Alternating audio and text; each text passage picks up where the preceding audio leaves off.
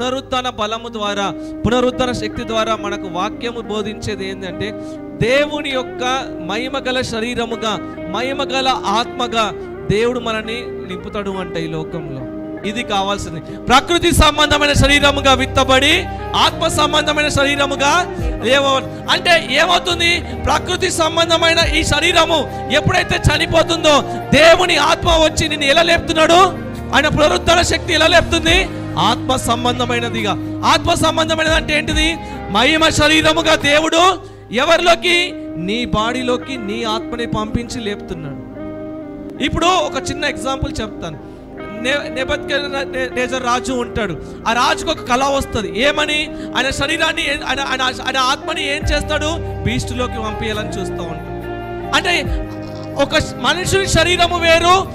ఇక్కడ 39వ వచనంలో చూస్తాం కదా, మాంసముల వేరు మాంసములు కలవు అన్నాడు. అంటే వేరు మాంసములు కలిగినప్పుడు human spirit it will not enter in to the fish.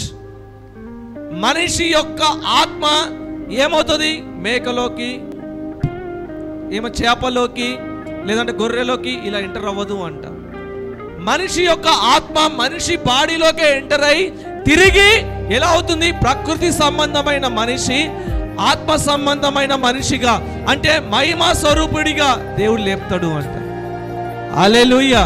అంటే రిజరక్షన్ అనేది ఎలా రాబోతుంది నీకు? మొదటిగా ఎవ్రీబడి, దేవుని యందు విశ్వాసించిన ప్రతి ఒక్కరూ ఆయన పునరుత్థాన బలమును ఎక్స్పీరియన్స్ అవుతున్నారు. రెండవది ఏంటి?